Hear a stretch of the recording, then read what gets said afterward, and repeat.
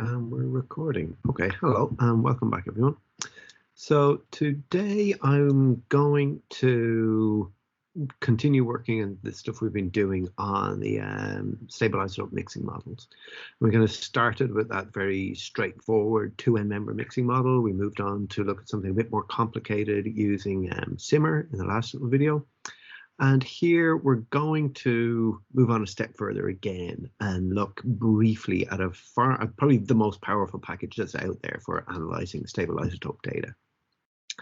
And that is the MixSIAR package. So we've talked about this in the lectures and given a sort of a bit of a summary of the breadth of different things that this package can do. It's an incredibly powerful piece of software. We could have a whole week or even 2-week course on just this package alone and what it does. And there are courses out there, we can link to them in the actual class to give you an idea of some of the things that are available, specifically focusing on this package. But because we're covering everything else, I just want to give you a quick introduction kind of into a bit of how this works. And we're going to just run the same example that we've been running so far through this package.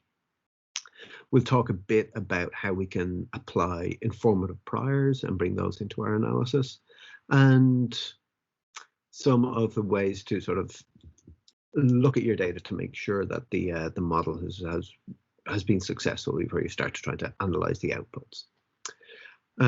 So similar to when we worked with SIMR and with the Trophic position package, when we're dealing with some of these packages do all the hard work for us. They do all the mathematics for us, but we need to have our data in a specific format that the package can read and handle and work with. So to do that, I'm going to share my screen again. And let's see whether we're going to run this. Okay. Let's continue doing it this way. Sure, just continue to share this screen here so you all are looking at me. Get rid of that out of the way. Okay, so similarly, exactly as before, we're going to start with a folder that has 3 files in it: cons.csv, sources.csv, and tef.csv. Consumer data, source data, and trophic enrichment factor data. This is quite similar to what we had in the SIMR data previously. The big difference here is that we're able to handle both lakes at the same time. So we've got delta 13C, delta 15N, and then the factors that these are set up by lake. And again, we just have to use numbers here rather than the actual labels, but we've got lake 1. We scroll down here, we see we've got lake 2. And in both of these lakes, we've got species 1 and 2, which are whitefish and perch, respectively. Similarly, then, if we want to have a look at the source data, again, similar type of format to what we saw in the SIMR data, but again, we've got littoral source, lake 1, lake 2, profundal source, lake 1 and lake 2, zooplankton source, lake 1 and lake 2, and you see these values are different. Okay, so this is one of the key differences we're seeing with MixSIAR, that it can handle different communities which have different values for the sources. So it'll also essentially run separate models and then allow you to compare those different models within the same package.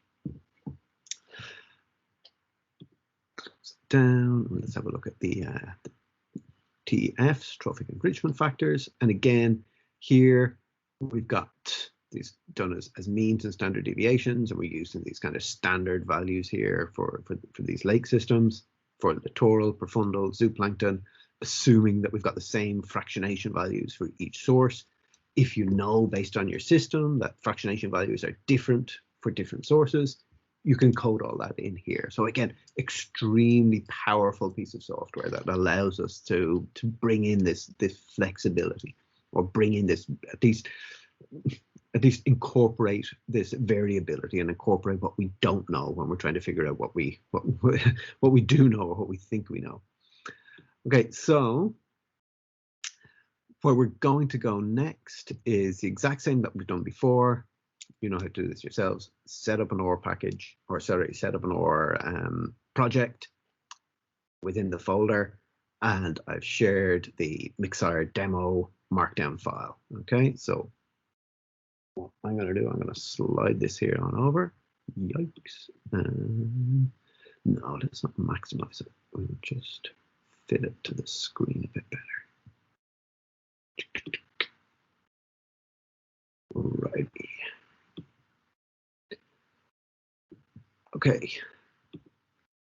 So as before, I'm just going to bring this down, get everything the way we like it, makes it nice and pretty. As before, particularly with the simmer stuff, here we're not necessarily, or here what I'm essentially doing is piggybacking off really nice README files or the MixSIAR manual that was written by the people who actually wrote the code and wrote these packages, but adapting it just to run our analysis. There's an excellent. So the MixSIAR package itself is a serious piece of kit. It's a fantastic piece of software, but there's a really good manual to go with it that was written by Brian Stock a few years ago, and I think they're continually updating this as they update the package. And it goes through a massive amount of different worked examples, different ways to interact with the output from MixSIAR, to do your own plotting and whatever you want. I'm not going to go into all that detail here. I'm going to give you a quick rundown, but all of that information is in the MixSIAR manual. And Brian is pretty active on the GitHub page that goes with this software as well. So if you've got any questions or issues, you can post them up there, and Brian or somebody else on that MixSIAR team will get back to you. Okay, so the very first thing to say is that Brian Stock actually wrote up a paper describing this package in 2018. It's published in PeerJ. So whenever you use this package, make sure that you cite Brian's paper. Okay, so first of all, same as before, what we need to do is load the packages that we need. So we click and load those from our library. We then need to load in the data. And again, I sort of copied directly from Brian's examples, but adapted it to our data. So we load in our mixture file, which is the consumer data, cons.csv. We've naming our isotopes, which are D13C and D15N, our factors, lake and species. Are the factors random? Are they nested? So here we're saying that species is nested within lake.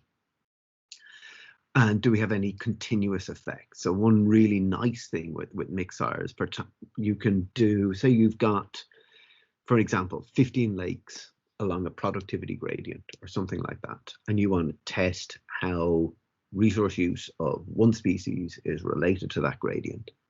You can add your continuous effect into the model and put that in, and when you get the output, you'll be able to do that comparison directly within MixSIAR, as opposed to having to do multiple different simmer models, get all the output, and put it all together yourself.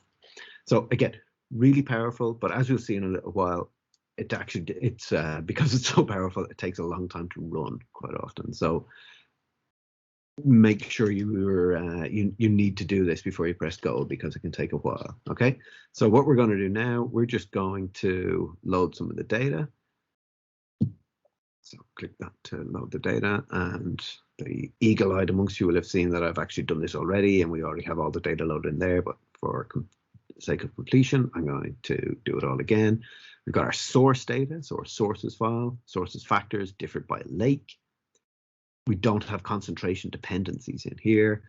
Data type is means, so that you can either have the sources as a mean and standard deviation, or if you have got all the values, individual values for those sources, you can put those in. And remember, because when we're dealing with these Bayesian packages, essentially what they're going to do is take that source data for each source, create an estimated distribution based on the data you put in, and then use that distribution in the model. Concentration dependencies, we talked about these in the class, or at least we will, where if you've got higher amount of nitrogen in one particular source, you may, or a higher amount of carbon for that matter, in one particular source, you may want to incorporate that in the model. So it's accounting for that when it's assessing how important a specific source is. We'll run that, and next thing we want to do is bring in the discrimination factors, the trophic enrichment factors. So always plot your data. Well, if we were to click go on here, this is the plot we'd see. And this is quite a standard type of plot that MixSIAR will plot out for you. Again, carbon on the x-axis, nitrogen on the y-axis. Anybody who uses ggplot will know that this is sort of pretty familiar to you, this type of aesthetic, say. But one of the key things to note here is that we're plotting both legs together. Yeah, so we've got leg 1 is in the circles, leg 2 is the triangles. We've got our consumer species 1, consumer species 2, and the sources. This is useful. It lets you sort of quickly get an eye on the data and make sure everything is broadly within those mixing polygons. But I find these particular plots quite difficult to read beyond that, to be honest. So I think it's better I always prefer to generate these figures yourself. But again, always worth noting when you do this, that the source values have been corrected for fractionation, for enrichment. So this is what you need to do, what you need to look at in terms of your mixing model to make sure your consumer values are falling within the range of those different sources. Another thing we've kind of touched on before is the use of these priors within the Bayesian analysis. And essentially, when we talk about these priors, what we're talking about is a weighting that's applied to any particular source. For the most part, when we run this, we run it with a generalist or an uninformative prior. And we can sort of have a look at that here. So what we're seeing here is the weighting applied to each source in our data with the prior that we've applied, and if we were to apply an uninformative prior. So essentially what we're saying here is that we're weighting all sources equally. We're not saying we're not telling the model that we think one source is more likely to be consumed than another. If you happen to have data, or you happen to know that, and we talked a bit about reasons that you might want to do this in the class, that you know that this is not true, that there's actually very low consumption of zooplankton in this particular population by one of your consumers, or in this scenario, you might want to weight against that. And we can do that by using an informative prior. And let's plot that and have a look and see how that comes out. So here what we've done is we've reduced the weighting for littoral, we've reduced the weight for profundal, and we've increased or relatively increased the weight for zooplankton. So you see here an uninformative prior, everything is weighted equally, but if we were to run the model like this, we'd be adding extra weight to zooplankton. So when the model is assessing the data, it will increase the proportion of zooplankton, like the relative proportion or the estimated proportion of zooplankton. Yeah, I'm not going to get back into the nitty-gritties of priors right now. We've talked about this in class, about when to use them.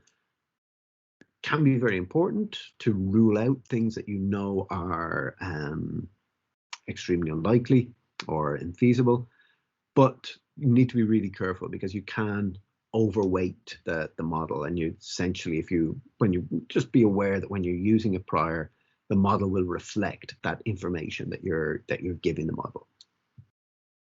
But there is a prior there. So if you've put in a null prior, a non-informative prior, you're weighting the model that way. Yeah. So it's up to you to decide what's the best or the correct scenario for your system. So the next thing we want to do is put in some of the specifications for the model.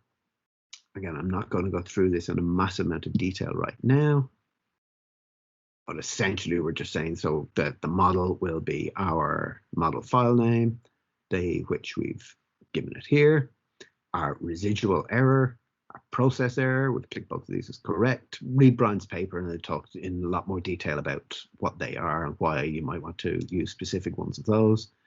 We've got our mixture data and our source data all written into the model. The other thing we need to do then is to set how long we want the model to run. And again, the longer the model runs, the more likely it is that it converges, and the more likely it is that we've got a reliable data set that we can work off. I mentioned earlier that this can take a long time, particularly if you don't have a very, very powerful computer, if you're just running this on your laptop or something like that. So it's always worthwhile to start with a very short model, and they've got an option in here for just a test model, which is what we're going to run here, and we'll sort of look at the issues around that now.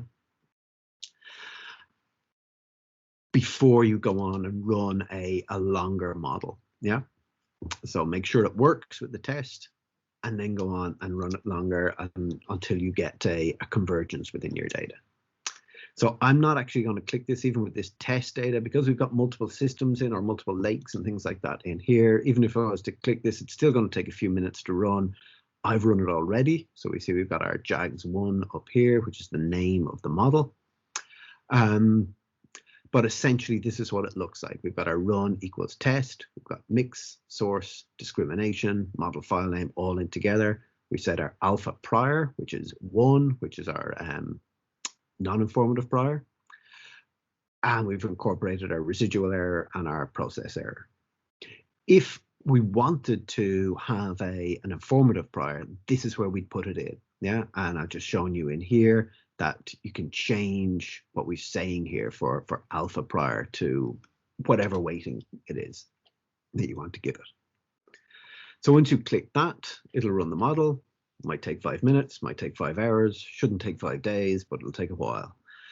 And then we want to say what output we want to get from the model. So the model is sort of stored here, and it's this huge big OR object with 10 megabytes of text. So that will tell you pretty much how much information is in there, or at least give you some idea. So we don't want to dump all of that information at us. We want to just extract specific pieces that we think are important, or that we want to know. And some of the things we might want to call, so we've got this option, output options, and we can sort of say, okay, what do we want to pull out of this model? I'm just going to run through a few of these that we might like to see. Certainly summary statistics, we want that, so click that as true. Posterior density distributions, that's very important to see. That's essentially the estimate of the importance of each source to each consumer. So we definitely want to see that. We can get those to plot down here. Typically they will plot as PDFs. You can suppress it if you don't want to see that, but we do want to see that. So we're going to plot that. We're going to double a nice bit of double negative fun. We're not going to suppress it. We want to have a look at the pairs plot. We talked a bit about those yesterday, looking at correlations between different sources. XY, we want to get out some of the diagnostics to make sure to test whether the model converged, and some of these various different types of plots that can be saved in PNGs or PDFs or different options. And again, the README file or the MixSIAR manual will go through all of these in more detail and tell you exactly where you're going to see. And you can always take some time and play with your data and see what you find. And the last thing that we need to do is to click and run output.jags. And I'm going to click that and let it run now. So in fact, first of all, you need to run this to set what your output options are. And then output.jags is basically apply those options to the mixing model. So we've got our JAGS1, mixture, source, and we're saying, here's our output options. And then it'll spit out those output options for us. So I'm going to press go and let that run. This will also take a bit of time. It won't take as long as the whole model, but depending what you're asking it to do, it will throw out a lot of different pieces of information. And when it throws out these pieces of information, it will populate them back into the folder that your package is based in. This is what we should get. So within the folder that we were looking at here, we have a series of new files that have just appeared. We've got our diagnostics, we've got a thing for the model, a description of the model, we've got our summary statistics, and we've got a series of plots that we asked the MixSIAR to give us when we put in our output options. The first thing I want to draw your attention to is this diagnostics, a small text file. And we talked about these yesterday as well, the Gelman-Rubin diagnostics, and that they should be very close to 1. Because we've run this on a test, out of 288 variables, 260 are greater than 1.01, 183 are above our cutoff here of 1.05, 140 are above 1.1. So what this is telling us is that we need to run the model longer. And that makes perfect sense because we didn't have we've just ran this as a test as a demonstration effectively, yeah? So if we ran this as a normal run or a long run, I'd expect those to be coming right the way down and only having 1 or 2 maybe above that 1.05. Then we know that we can, or at least more confident in the results we're getting from the model when we go on to interpret them. Yeah. But again, we're keeping it simple for today. So we close that down. Let's have a look at our summary statistics. Again, this doesn't mean an awful lot because the model didn't converge, or it got nowhere near convergence. But I just want to bring this up here so that you can see it and give you an idea of what this should look like. So what we've got here is the mean, standard deviation, and credibility intervals. 2.5%, 5%, 25, 50 is effectively the mode, 75, 95, and 97.5%.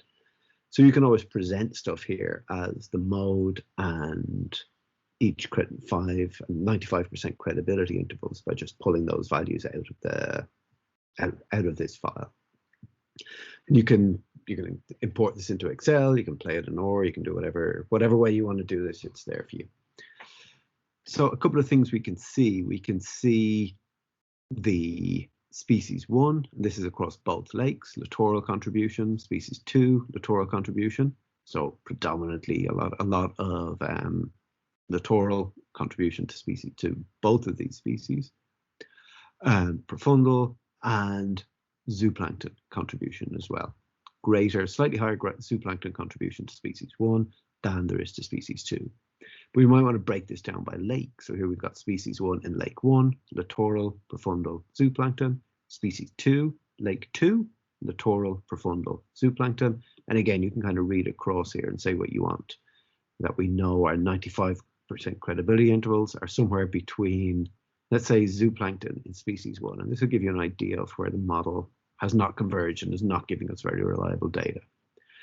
We've got a mean of around about 28%, say, with a very high standard deviation of around about 37%. Our 95% credibility intervals are, so we know the mean is around about 28, but we're 95% certain that that contribution is somewhere between 0 and 86%. Okay, so that's a pretty high, a pretty broad band. So again, we know we need to run this model longer to get those values down. And when we get our Gelman-Rubin diagnostic down closer to 1, those values will become a bit more realistic. Similarly, we might want to have a look at the posterior distribution. So we just looked at,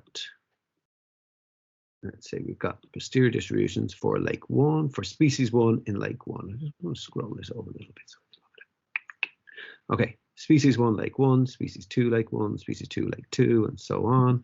So let's say we want to have a look at species 2 in lake 2 and bring this here over.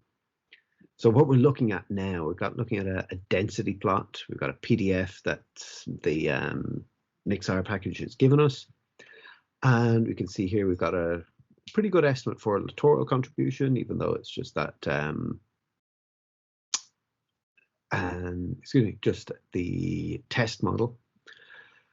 But when we look at things like the zooplankton, we've got 2 modes here. We've got one and a second mode. If we look at things like the profundal, we've got a nasty sort of bimodal distribution here as well. So again, if we run the model longer, we'd expect these to be coming down and approaching unimodal distributions that we can then have a better and more confident sort of estimate of what the actual resource use is. If the model converges and you still have these multiple modes, that probably means that there's variation within the consumer population. So you could have a consumer population that consists of two discrete groups that you sort of lump together. We talked about the wolves example in class, and that would be an example of where that's the case. Yeah. So that's essentially our MixSIAR. This is a lot of warnings that it's been spitting out at me because I've been asking it to produce too many plots, but that's okay. Yeah, so that's essentially sort of how MixSIAR works. That's a very simplified version. We can blow that out to do pretty much anything you want to do, but it gets very tailored at that point. So read the manuals, and the information's out there. And if you want to go and learn more about this, you can work through the GitHub pages or take one of the courses that Brian or Andrew, Parnell and Jackson give.